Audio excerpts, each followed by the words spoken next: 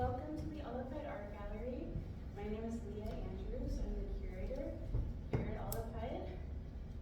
Thank you all for being here today. Welcome. I have the pleasure of introducing Suszi, McFadden, and Brandon Stauffer. They're the photographers behind this incredible exhibition, HumanEssence. We want to let everyone know that this session is being recorded.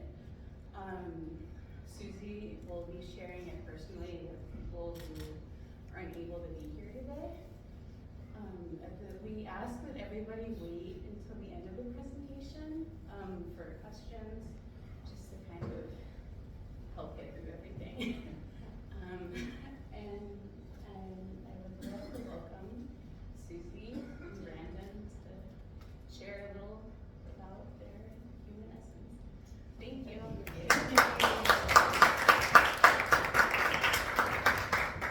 Hi everybody, thank you so much for being here. Can you hear me? We did bring a microphone if we need it, but it's more personal if we don't need to hold them. So first of all, thank you so much to the Art Guild, to the Olive Hyde Gallery. We are just thrilled to be here. This gallery is amazing and it is absolutely beautiful, and it is a joy to see our images up on the wall. So thank you for having us here, for hosting the show, and we're excited to chat with you a little bit. As Leah said, my name is Suszi McFadden. I am a portrait photographer in Sunnyvale, so right over there. I have been doing portrait photography for probably close to 10 years. And I do a little bit of I won't say I do a little bit of everything. I focus on portraiture. My main business is in brand and headshot photography, predominantly for solopreneurs or people who have their own websites, blogs, social media feeds, things where they are a part of their brand. And I also do creative work on the side, just to kind of do some fun things. And I actually try and convince all of my brand and headshot clients to play a little bit. I have a whole studio wardrobe and say, okay, we've got the official stuff. Want to try something on and play? And we try and have a little fun at the end. So I'm thrilled to be here, and I'll turn it over to Brandon to introduce himself. Sure. So I'm Brandon Stauffer. I hope everybody can hear me. Thank you for coming. So I'm the abstract artist here, and my interest in abstract art goes way back to when I was a little kid. I loved architecture. When I was 3 years old, my mom taught me to draw in perspective. And for many years, I was dead set on becoming an architect. But when it came time to apply to college, I did some pretty intensive self-evaluation. I decided I didn't have enough talent to become a good architect. So I went in a totally different direction. I went into science. But I always kept up artistic endeavors on the side. I was a musician. I actually spent a little bit of time doing painting and drawing and portraits, actually. And I tried my hand at painting abstracts, and I just never was happy with what I did. And then in 2017, I took an intro photography class at Stanford. And that's what got me into photography. But after the class, kind of lost the community of the course and the monthly assignments, weekly assignments and all of that. So the camera sort of sat on the shelf until late 2019 when I joined the Palo Alto Camera Club, which is how I met Suszi. And it was the combination of joining the club and then COVID that really got me going down abstract photography. And so when COVID hit, there wasn't much to do other than just wander around the neighborhood. And so I took my camera with me and just took pictures of things. And after a couple of months, I started to get pretty bored of just taking pictures of the same stuff all the time. So I started experimenting. And one of the techniques that I really liked is called intentional camera movement, or ICM. So it's pretty simple. What you do is you take a long exposure. I usually use about 1 second. And while the shutter's open, you just move the camera. And you can move it in lots of different directions. You can just do up and down, or side to side, or you can move all around in random directions, and it's going to give you very different results depending on how you move the camera. So I just wander around Palo Alto where I live, taking pictures of all different things, and then go back home and see what worked and what didn't. And one day I had an epiphany. I was standing on a street corner waiting to cross, waiting for the light to change. And it was what we call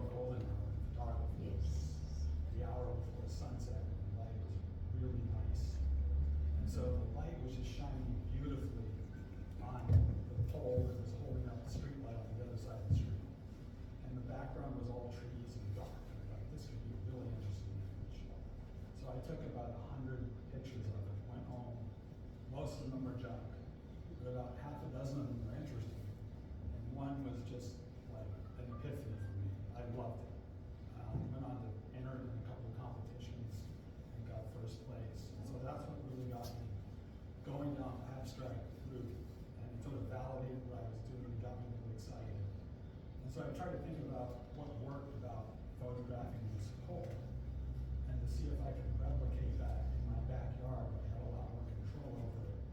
I could do more frames every day and spend more time doing it. So I figured I needed something that was quite reflective, but not too reflective, and like a cylindrical surface. So what I did was I went to the hardware store, and I bought some aluminum flashing. And I built this little sculpture. And I put it out in my backyard. I have an outdoor kitchen. And so I put this on the countertop, and I found that during the summer months, for about an hour and a half in the mornings, the sun's just right. It brightens, lights this thing up. The background is in shadow. And so you get images like you see here where there's an image with a black background. That's how I did that. So this is probably 80% of the images, abstract images in the show, are based on pictures of that. And I would sometimes adorn it with things, so I would take like translucent mylar sheets of different colors and I'd place them over that. So that would give you colorful images. I had this industrial gauze, it was yellow and has pores in it, and give this really interesting texture. And then in Photoshop, I could take it and change it into whatever color I wanted. So there's some of that in the show as well. But anyways, that's sort of how I did the images. And then I would go into Photoshop, and it was really a big process of curation. So I would have thousands of images. A lot of them I would just throw away because there was nothing there. And then the ones that I kept, I'd rank on like a scale of 1 to 3. And so a 1 would be something that would stand alone as just a single frame by itself. And there aren't many of those. And then 2s and 3s would be ones where I would see an interesting component in the image, and I'd say, okay, I can take that part of the image out and combine it with other images to make it interesting. What we call composites in photography. Right? So composite is just a combination of different images that are stacked together in Photoshop. And if you've never used Photoshop before, how many of you have used Photoshop? Anybody? Okay, so not that many. So if you think back to the old days of transparencies and overhead projectors, I remember that from my youth in school. My professors and teachers use it all the time. Right? So Photoshop is very similar to having transparencies stacked on top of each other. So you could draw part of an image on the bottom transparency, and take another one and put it on top, and draw another part of the image, and just keep doing that. Building the image. And so like this image over here, this is about probably 8 or 10 different images that are just stacked on top of each other. And so that's pretty much how I go to the technical aspect of it. Do you want to talk a little bit about the genesis of the project? Yeah, absolutely. So as Brandon mentioned, we are in the Palo Alto Camera Club together. We also wound up in a portraiture 2-day workshop in Menlo Park together. And I've been seeing Brandon's abstracts for quite a while through the club. And a friend of ours curates a kind of the wall art for an event space down below the way. And she had come to me saying, hey, are you interested in showing any of your work? A number of folks from the club had been showing there, and I said, I would love to, but I'm not sure how many people are going to be super excited about coming to see a bunch of portraits on the wall that aren't themselves, right? Like everybody wants to see themselves up on the wall. And I thought, oh, but wait, what do you think about my partnering with Brandon, and we'll do some sort of abstract portraiture combination? She said, go for it, do it. So I called Brandon going, this is going to sound completely random. What do you think about doing this? Beyond my wildest imagining. Like, I had a bunch of portraits already, so I'm like, here are these portraits, what do you think? And he, honestly, amazed me, came through going, what do you think about this one with it? And I used your portrait to color grade it, and I'll let him talk about all of that. I'm already in awe that it's all, silver flashing over here. And so we started letting these two very, very different kinds of art story. And I joke with him that I'm gonna try and sell, when I'm working with clients, I'm like, would you like an abstract to go with that? I just feel like it adds so much to looking at a portrait to kind of see something representational, to kind of go with it. And so when we saw them all together for the first time, digitally and in print, we kind of went, this is a story. Like, this is really something that we can do. And it seems like every time, we keep expanding. We have a lot of things on the wall here that were not on the wall in the event space. And it's an exciting combination. And I know that Brandon has done some kind of really cool research on why portraits and abstracts speak differently to folks. So I think I'll hand it over to you for that. Great, thank you. So when Suszi first proposed this project to me, I thought, I don't know if I can pull this off. Because before this, my process was very experimental. Right? I would just take a lot of pictures. When you're doing ICM, you have some control, but not much. It's a lot of luck. And then curation. So using your taste to figure out which images are going to be the best. I thought, this sounds like a really interesting challenge, so I'm going to take it on. And so what I did was I looked at each portrait and I tried to understand the essence of it. The mood, the meaning, energy. Think about how could I turn that into an abstract. And I really had three things to work with: composition, color, and contrast. And if you've walked through the exhibit and you've seen the black and white room, in some cases I only had two things to work with. So, with composition, I would look at the image and say, okay, is it like, for example, this one here, Tipsy, it's whimsical and fun. I thought just kind of a wild, kind of fun composition would be the best, if it's kind of an feminine image, I want more curves and smooth lines. Or if it's something that's really contemplative and cause you to really think, that I want more sharp lines and jagged edges and harsh corners and things like that. So that's what I think about with composition.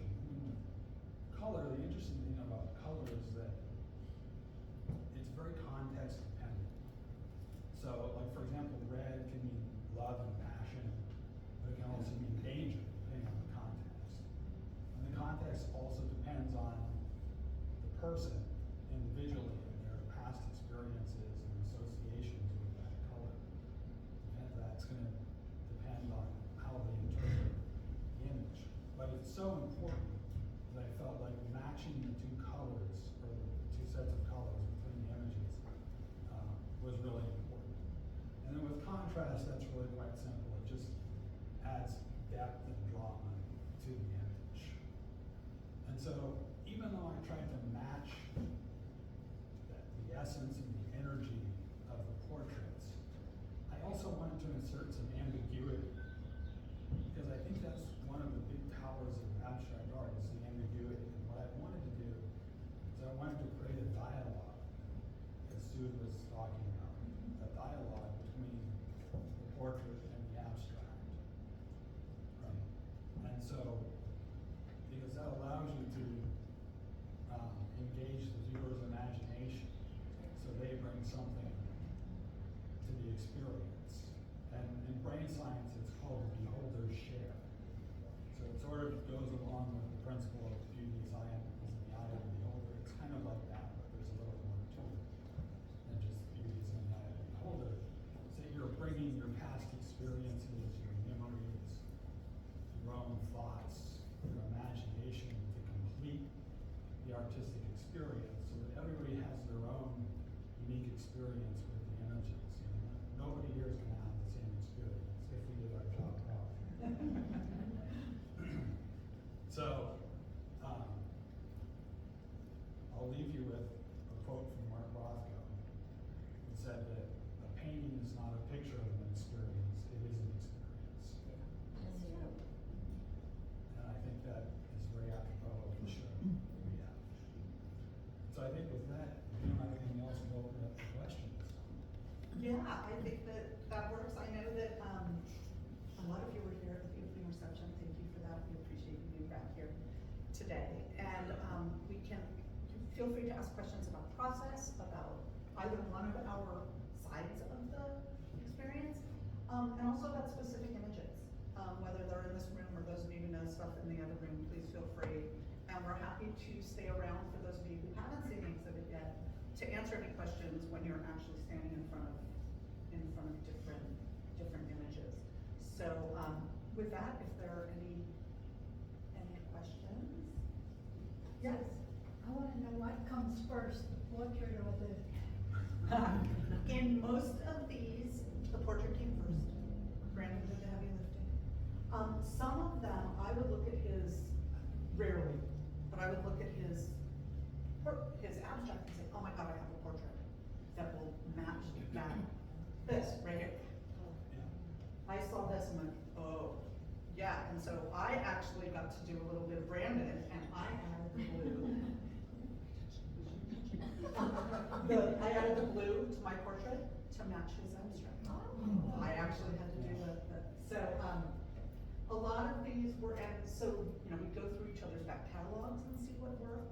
A lot of these are, I just took a portrait that I just absolutely adore. Do you think you could do something with this? And it just kind of goes. I will say that I did not see one of his abstracts and say, I'm going to create a portrait to match this abstract. That just, most of my work with models or with clients is talking to them about what we want to create together. And so I try not to bring in kind of a concept of we need to match this, but sometimes I'll say, ooh, let's do a color scheme that works and matches one of these. So I want to ask, with black and white or color, when you're in black and white photography, do you take color picture first and then convert it to black and white? Or do you in your mind have an idea that this is a good image that I'd like to see in black and white? Both. So in photography speed, I take all of my photos in RAW. And what RAW is that gives you all the pixels, everything you want. So even if I'm looking through my camera and I've got it set so I'm taking the photo in black and white, it'll upload to my computer in color with everything there, and then I will go back and black and white it. For black and white images, I often go in saying this is a black and white experience. Many of them in there, black and white experience. Some I'll just look at them in color and say, you know what, the color is just not working for me. Let's try it in black and white. See what kind of story it tells. Because when you take the color out, there's a lot more mood that comes into it. You'll notice that the black and whites are all not only not in color, but they're also kind of thematically a little darker too. So it just kind of depends on how I see it, how the model sees it, and how the colors really look. So where do you find your models? A number of different ways. When I first started doing creative work, I actually went to a meetup, and a photographer there hosted in his studio. He brought in a model and had 5 or 6 different photographers in there talking to. And oftentimes, I was the only female photographer in the room. And so I often connected with these models in a very different way, just naturally in terms of relationships. And a lot of them would reach out to me afterwards, saying, I have a concept in mind, I want to do this, I'd really like to work with a female photographer. Sometimes I would reach out to them again saying, oh my God, it was amazing working with you at this meetup, would you want to do a one-on-one session? Sometimes it would be, hey, my friend so-and-so worked with you and she's coming into town. A number of these are traveling models who actually are working models right now. Some are engineers who model in their free time, right? Like this is how we do it. And so we just find each other in different ways. There is a community of kind of models and photographers who talk to each other, and then of course passing on the names. The same way that if I work with somebody, Laura here, who is on the walls in many different places because she is an absolute chameleon and I adore her, I will reach out to people saying, Laura is coming into town, you want to work with her. Like, so I'll try and get the models work the same way that they'll come to me. So question for you, for black and white, is it harder for you to match a black and white photograph, or was it easier with the colors? It really depends on the image. I think some of them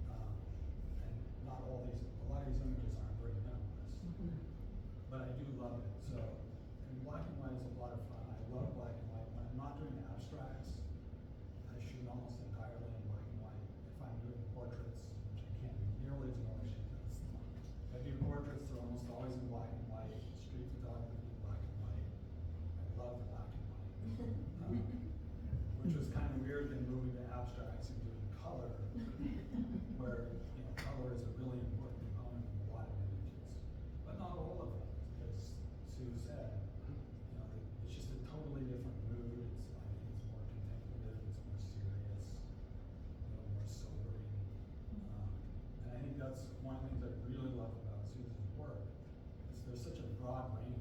I mean, everything from this kind of a fun, whimsical image, to some really pretty serious images in the black and white.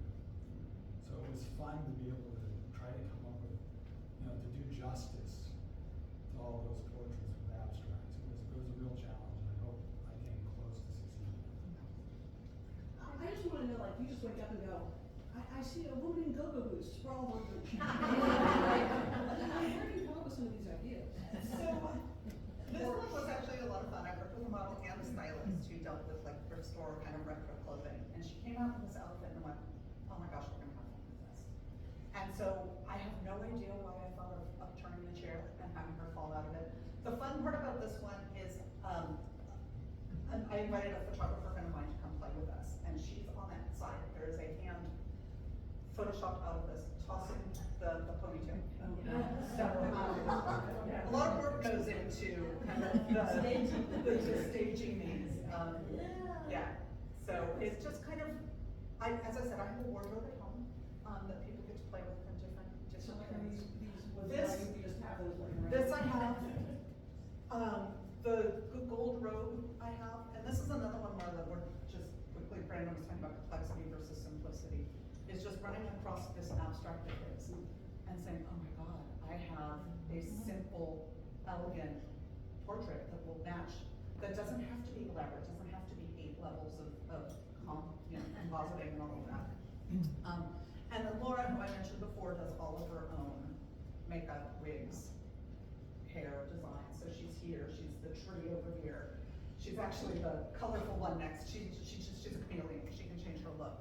And she does a lot of that. And I meet with all of my models beforehand to say, what do we want to do? What's your mood? Do you want to do something dark and moody? Do you want to do something light and whimsical? What do we want to do? What are you thinking?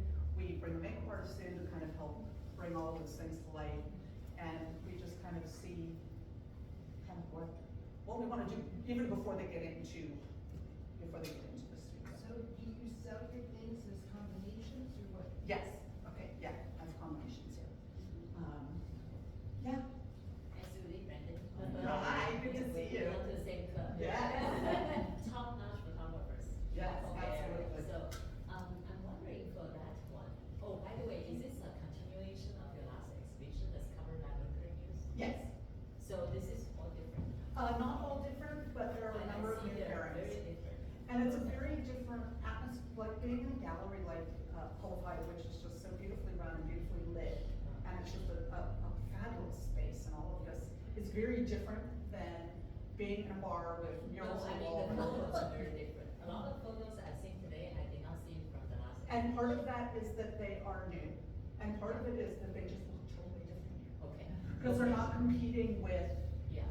the vibe of an event Right, space. right. They're kind of owning their Okay, own. a technical question. This one? No, the, This one. your girl really, did you, do extra lighting onto her face or? Inside the book is a cell phone. Okay, what about this? Yes, how does the hair has the Susan Harding was on the side tossing it and Oh, jumping out of the way. So, Okay. I don't know if any of you caught it, but I know I did when Brandon was speaking. He was talking about his slow shutter speed being 1 second. Did that resonate with anybody? Because to me, I'm like, that's slow shutter. Right? Like, so if you think about how quick these things are, 1/125th of a second, 1/160th of a second is usually my setting. So that just happened to be the 1/160th of a second of her pulling her hand away Okay. and the hair actually being straight up. I have a question for Brandon. Yeah. You have to define the motion first before you match, right? Yeah. So for instance, that photo, do you have to find the object to, use motion blur to be able to, like you have to find different object to be able to match what you define motion of that video? You have to find different object to shoot, right? Yeah, well, I most, like I was saying earlier, I mostly shoot this little guy down here. So this subject in a lot of things, not in that image. So there are other things that I've shot, so like, everyone trains their neck, the yellow and blue one, it's a combination of things with the base image is actually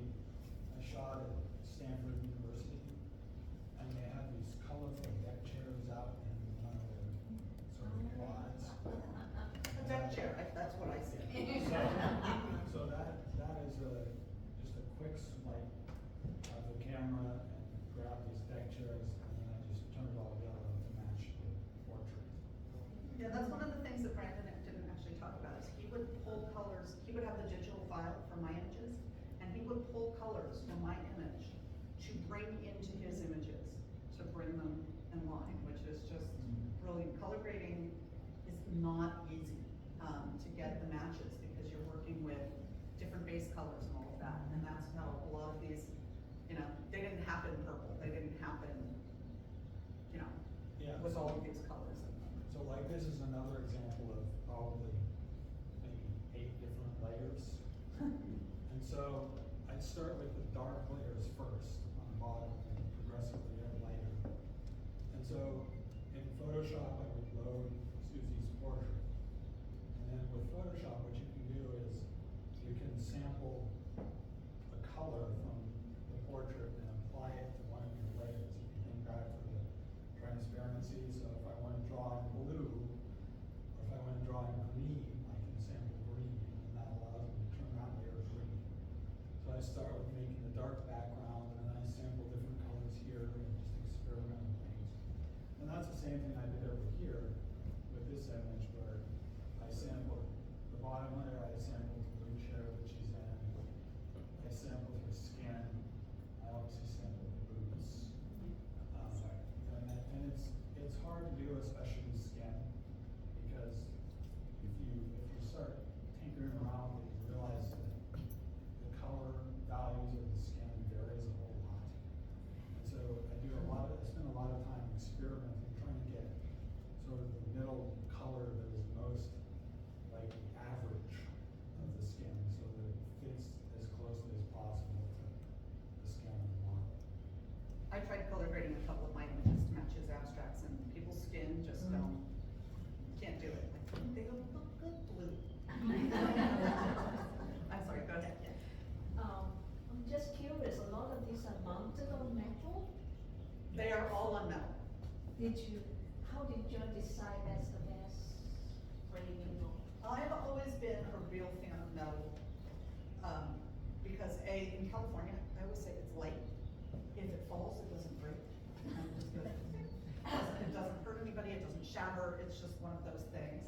And so we talked about doing it, and there's a number of different finishes for metal. And we kind of tested a couple of them, and especially somewhere like here where you don't want them reflecting too much. So we decided not to do the super shiny metal, even though that has a very different feel, right? It's got a really good So energy. there are different types. So this is called satin metal. And we actually work with Bay Photo, which is a wonderful print lab in Scotts Valley. They're local. And they do metal prints and just fantastically. And So you just provide the prints and then we upload digitals and they print them onto the metal. And I love it. I'm not gonna play with it here because Leo will come after me, but they're super light. You know, so painting is easy. You don't have to worry about finding a stud. You don't have to do like any of these things. They're just a really nice, you know, they don't have that heavy, you know, glass on them or any of the things that, or even acrylic, for example, is a lot heavier. it's beautiful. Thank you. Just amazing. On the painting behind you.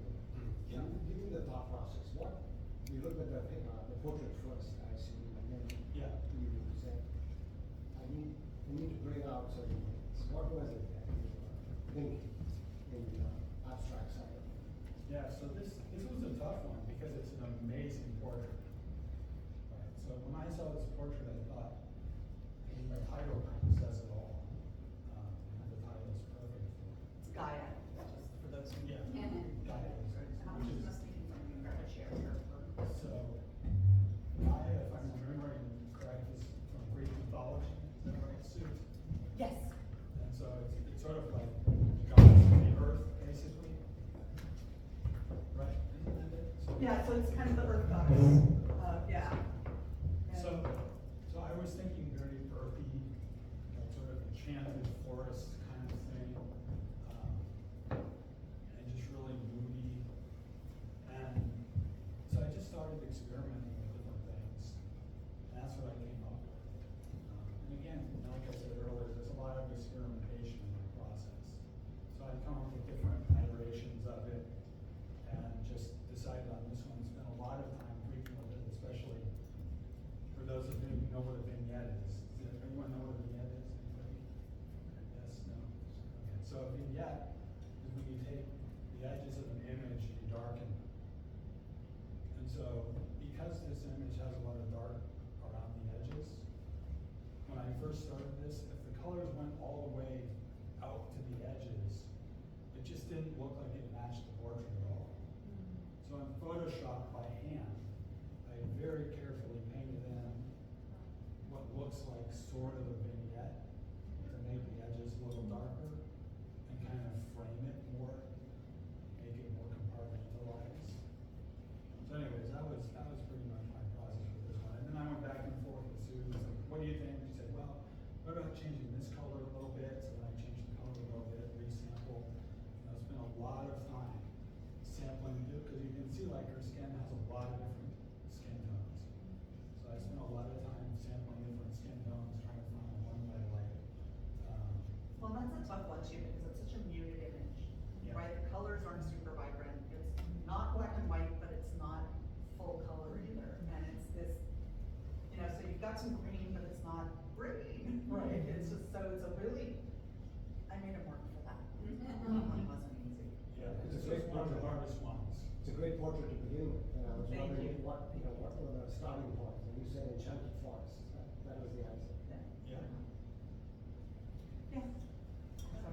There's a lot of, it was very organic coming together for the show, a lot of like, I guess long story short, how did the naming work? If so many of these existed before the others and there was so much collaboration, I noticed they all only have one name for the two. We, neither Brandon or I tend to name our portraits. We just, or our photos. We just don't. In a lot of areas of art, photographic art and any art, the title really kind of lends itself to helping to tell the story of the images. So we came here, and one of the first questions we asked Leah is, do we have to name them? Because, you know, can it just be HumanEssence 1, HumanEssence 2, and for the purposes of the gallery, it just made it easier to be able to talk specifically about specific pairings for Leah, for the staff, for the price list, for all of those things. So we kind of just started coming together. For our camera club, we do have monthly competitions, and sometimes we'll name our portraits, or our photos, sorry. I've gotten used to calling everything a portrait. We would name our photos for that. And occasionally you'll throw in one that says untitled, but for the most part. So some of those we took on. Some of them, you know, they started, we would always refer to them by the models. So it was Juliet in yellow, and it was Danny, and it was Laura, 1, 2, 3, 4. And we just decided that we kind of looked at the pairs together to come up with the names. So, yeah, I wish it was more meaningful and scientific, but it really wasn't. It works really well for all of them. Thank you, yeah, it's been actually kind of nice to talk about them as named things, which is, it's been a change for me. I don't know how you. Yeah, totally. Because I don't title mine unless I have to. And then I just kind of assign a random name. Because I don't want the name to bias people. Right. Like I was saying, I want them to have their own unique experience with it. As soon as you title something, depending on how you title it, then you're steering people in a certain direction. Sean. Yeah, question for both of you is just, obviously, a lot of time in it, so I'm just curious, for you, how long is the typical production time, and for you, you have it during the photo and then afterwards too, so just the amount of time that you all have to put in to pull this off. So it varies a lot by the image. So like that image over there was like no work for me. Because that's just what we call light painting in photography. So there were 3, I was in downtown Palo Alto, and like out there you can see these hanging lights. And so there were 3 lights hanging, and it was almost dark.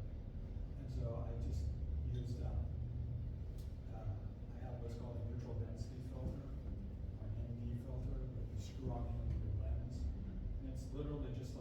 sunglasses for your camera. It just blocks out light. So I have one of those on. I didn't mention this earlier, but I always use an ND filter whenever I do video, so I see it work. Because when you use a long exposure and bright light, you have to block out a lot of the light that's coming in. Otherwise, the picture really just looks white. So anyways, there were 3 of these lights, and it was actually rotated 90 degrees. And I just kind of moved the camera around, and thought, yeah, that's pretty cool. And Sue saw it up on one of my social media sites, and thought, oh, I've got a portrait that fits that really well. So yeah, I did absolutely nothing to that. I don't think there was any post-processing or anything. I just threw it up online, and she saw it. And that's really all there is to it. Okay, and counterpoint, how long did it take you for Tipsy? So that one, yeah, I'm trying to think what the longest one. This one was really hard. This was, and it was one of the earlier ones, so I was still kind of figuring out what I was doing in Photoshop. So this one was using some of the same material as our other one. So it was the lawn chairs at Stanford. It's kind of the base of this image, and then there's some other images. You can see kind of the swirls are on top of that, but figuring out how to get the colors matched appropriately between the 2 images was actually really hard. I won't go into all the technicalities, it's been so long, I probably couldn't even tell you all the detail. But yeah, so in terms of how long it takes, usually I'll have to go through my catalog of images, it's thousands of images, and I'll start putting them in a folder. So I say, okay, this one may have some potential, I'll put it in a folder, and I'll get a folder full of images with maybe 15, 20, 30 images. And then I start just picking which ones I want and winnowing it down. And that's the process I follow with this one over here. And just experimenting with which ones work, which ones don't work, putting some in, taking some out. So yeah, I mean, it can take many hours to go through the process. Anywhere from that one being like no work to that one being hours of work. And for the portraits, you're absolutely right, there's as much time, if not more, after the session. So the session itself usually takes the better part of the day, because it's fairly intensive hair and makeup, and sometimes, a lot of wardrobe changes and things like that. So I try and create an experience for folks when they come, so it's not just come in, get a photo taken, you leave, right? You come in, you're getting your hair and makeup done, you're feeling pampered, you're feeling good before the camera even comes out. And then we do the session. Then again, the culling process of which ones, work, have different looks, different feelings to them, and then the retouching. I love to retouch. I have as much fun playing on the computer after the fact as I do taking the photos. A lot of professional photographers will outsource their retouching just because workflow and time and all that. I love it. But if you think about it, it's the natural stuff, getting rid of flyaways, getting rid of blemishes if people have them, getting rid of like fabric that might be flying away or different things. And then a lot of color and light. The Gaia took ages on that one. I was submitting for competition, and I really wanted the color grading to be right, and I spent a lot of time. And I have probably 5 different final versions. Feels like my master's thesis. 5 different final versions of it, of different lighting, different coloration, different things like that. So hours, but then I have to walk away from it, right? If I stare at it for too long, I'm like, I can't anymore. I can't see what I've changed. I can't see what's different. And so when I have a session, it's really hard for me not to immediately go to the computer and start looking. I have to say, just don't. You just had an amazing time. Just walk away, upload them, let them rest, then come back and start working with everything. And then I'll start working on things. And I don't know if you guys have this in your lives where like the things you do every day, sometimes they work and then sometimes they just don't.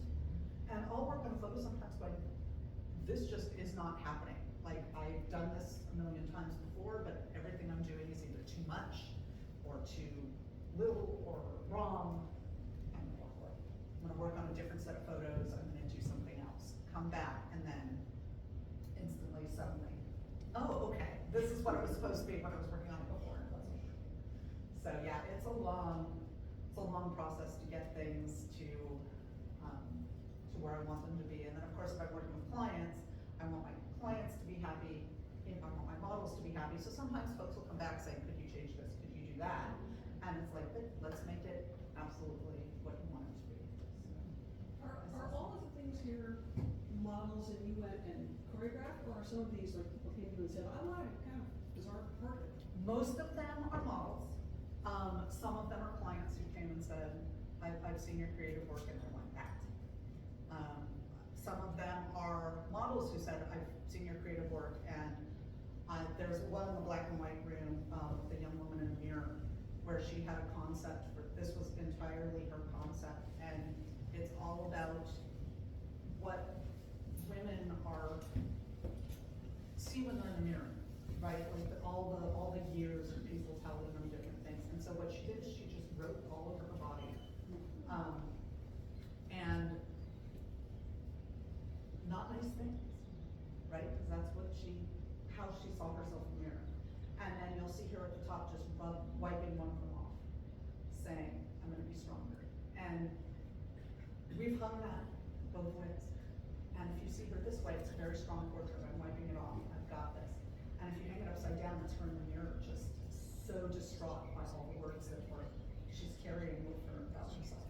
And we did an entire series of that. Like, we could have filled Black and White Room just with the evolution of that story. Of her starting with all of those words, and then to the end where we have one called Self-Care, which is a composite of her just leaning over herself, taking care of herself. So people come to me with concepts. Sometimes I'll have a concept, sometimes I'll have a dress that I'm just like, oh my God, I love this dress, let's build a concept around this dress.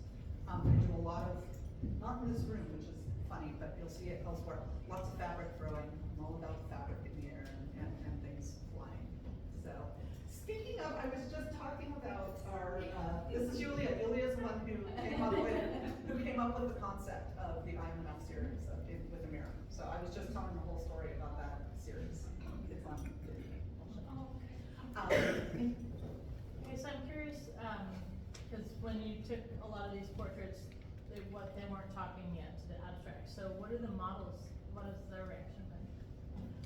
It's been really positive. I went back to each of them because I get releases from all of my models and from my clients, right, as well. But I still go to folks, even though I've got a signed contract saying I can use them, however, saying, this is an opportunity that we didn't talk about before. Are you okay with this? So I went back to all of them saying, this is an opportunity to put, to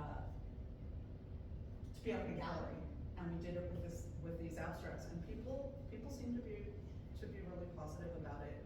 And it's been really, and people love like the idea of being in a gallery, of course.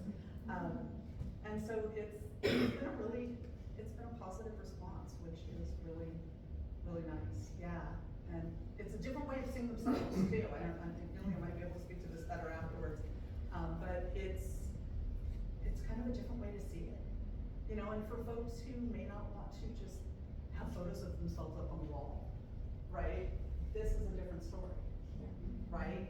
Suddenly it's like, okay, I'm up on the wall, but I'm also part of this larger story, and now I'm art, right? And it's a very, very different, a very different experience. Yes? I think you're both very, very talented, but the you. genius comes in putting it together. It's totally amazing. It's Yeah. been so much fun. It's really been just a kick to kind of see it together. We come back to you. I saw somebody in the back. Yeah. Did you have a question? I'm sorry. Or were you just being very lovely? I was just. Thank you. We'll take it. Thank you. I just didn't want to steer away. If you No. So I'm just gonna follow that with, the coming together part, it's bigger than the sum of the parts, right? I think Yes. And I just wanted a little more insight into it, and if I may ask questions like, so if you look at the pair over there, the navy blue doesn't appear in the portrait as much, or it's not even a big part of it, whereas if you chose to make it a big part of it, Yeah. was that a conflict, was that what was the thinking around it? Similarly to the one right behind you, where the green is a big part of the portrait in the outfit, but there's really not much green on the abstract, and yet you felt it came together. I just want to hear a little more about that. Yeah, sure. So starting with this one, I think the blue, I mean, she's got blue in the eyeliner, blue in the eyes. The eyes are so important. I decided to really emphasize the blue. And I played around with different color palettes and different amounts of color, and I just really liked having a lot of blue, because the trick is when you're trying to pair up, or in some cases with the triptychs, when you're trying to pair an abstract with a portrait, if you want to capture the essence of it, you don't want it to look exactly the same. Right? So it's this really fine line that you're walking, making something that is different and unique and thought-provoking, but still complements and goes with the portrait. And you chose not to use green in the abstract over there. And which, this one? Yeah. This one? Yeah, yeah. Whereas green is a big part of the outfit, right? Yeah, I think it's, you know, that one, there were so many colors. Yeah. Sometimes you kind of have to pick and choose and say, okay, what are the colors I'm going to emphasize? Because I can't do all of them. And I really liked the red. I thought the red was the most important color. And I thought the yellow really popped, and the orange, and so that's why I went with those colors. And that was kind of an experiment. So in Photoshop, they have something called blend modes, and I won't go into those because it gets really complicated. But blend modes are it just determines how the two layers interact. So like you can have it interact like transparencies, like I was talking about earlier, where you can just sort of stack them and they don't show. But you can have them interact in all different ways. Like you can take, you know, colors all have numerical values. So you can like subtract numerical values, or you can add them, you can multiply them, and then you get these crazy results. And so I was kind of experimenting with that, with this image, and so that's kind of why it's maybe not a perfect match with some of the colors, because I was experimenting with these different blend modes. And I don't know how much this carries in the light, but this is, it's dark here, it's vignetted, but at the same time, it's that deep burgundy. It's the same deep burgundy, as opposed, from my angle, it looks a lot darker than that, but I'm guessing. And they both work in that. Yeah. Yeah, have you ever seen the DM exhibit called Bouquets to Art? Yes. Where they have the paintings and the florists do, so you guys have done a wonderful job with the abstract matching the portrait. Very creative and clever. Thank you very much. Thank you. And that's a fun exhibit too. Yeah. Yes. Yeah. That's exactly what I thought at first when she suggested it. Yeah. So I actually went online on the website and looked at a lot of the old, I mean, they have a lot of their past bouquets to art exhibits up online. And I looked at them and see how, you know, the floral artists arrange their flowers to go into various paintings, and took inspiration from that. Yeah. So yeah, I'm glad you saw that. Last one, you say you like fabric, and I love there were about 2 paintings where you had that. How did you even get that? And one of them you had it horizontal with the chiffon kind of Yes, wrapping. so some of them are literally the model doing this. And so we've got one of Yulia in blue over there, where she's holding the blue over her head. We have some where they're tossing it, and then the hard part is where their hand's gonna land. So you'll notice in the other room, there's a ballet dancer up on point. She knows hands, right? So she was able to lift and land. The one that you're talking about, the red and blue one where it's horizontal, one end of the fabric is tied to a light pole, and the other end of the fabric is being held by somebody else in the room. So, yes. That's it's- gorgeous, and you could The feel things the you, softness. if you saw the things I edit out of, you know, somebody running away after they, you know, and sometimes we'll have a lot of people on either side crossing, and it takes multiple tries, right? Because they're, a lot of compositing, right? Where it's like, okay, here, the skirt works here, it works here on a different Okay, let's put them together.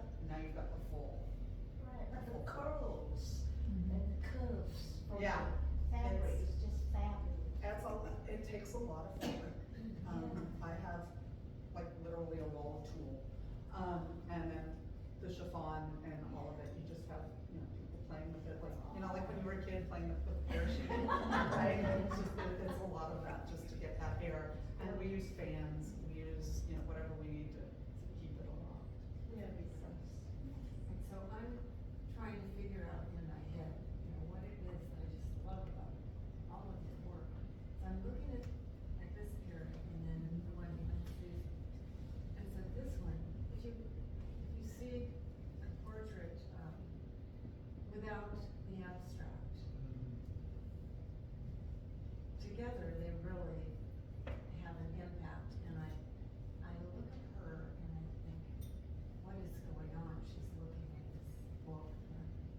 And then you have the abstract. It's almost like that's what's going on in her mind. Gives you there's a connection, and you see a little more into her. And then this one. Now this is probably kind of weird, my thoughts on this one. Why would you? To me, I look at her and there's noise. There's some noise going on. And then you look at the abstract period and there's a lot of noise in that. So they just give you a little more insight into, I don't know, the emotions that burn. And we try that with, some of them like this one, and then in the black and white room, the woman screaming, the black and white woman screaming with just the noise in between the two pairings or the two portraits. Those are telling that story and bringing in the emotion, and sometimes it's just bringing in movement, right? Just so you're right, I think in cases where there is kind of that, what's going on, and I'm actually currently, I'll do a plug reading now. I'm currently doing a reading campaign. It's called For the Joy of Reading, because I'm a big reader. And I ask people to come in and bring a book and talk about that book and why that book is important. And I'm also doing it as a fundraiser for Friends of the Sunnyvale Library. Although I'm willing to talk to clients about which library they would prefer it to go to. And then at the end of the campaign, I'm going to put together what I'm calling the coffee table reading list, which is going to have everybody's portrait and then all of the, like, what's your favorite part, what's your favorite character, why this book, what did it mean to you, all of these things, why would you recommend it to somebody? And so when Laura came in, when she and I were talking about what we wanted to do, I told her I wanted to do this campaign, and could we do something along those lines so I could start advertising for it? And so she created the skirt of book pages, and then made the headdress, and all of that with this name in mind, which is I was gonna ask about that, because, you look up somebody once, and then Facebook fills. Right, yes. So like I look you up, and suddenly, in Facebook, every day I see your My ads. for your, reading. Yeah. So how is it a fundraiser, Anything the subject person is donating money to the library for you to do the photo? No, so what it is for the cost of the session and any sales that come of images afterwards, I'm donating 10% to the library. Because I'm an avid reader. I'm actually a fiction reader. A lot of my clients who are coming through are nonfiction readers. I also have some writers coming through and bringing their own books, which is really fun. And I'm creating a reading list of things that I haven't read, which is really lovely, and people can make their own statements with that, and it's just a real joy.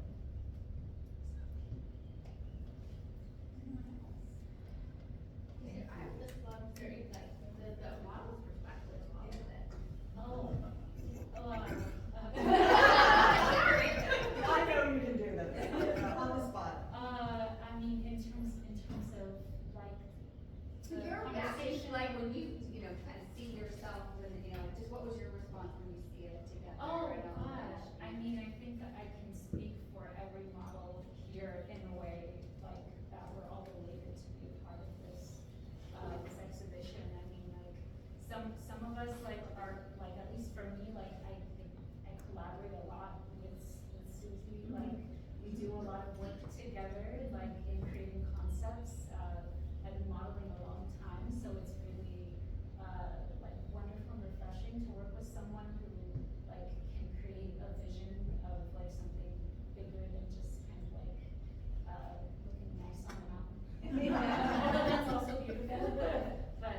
I myself really love like deeper meaning like images and just having the additional layers all of you have talked about of the abstract art that like just creates more like depth to the story behind the image or behind the story of that particular series of work.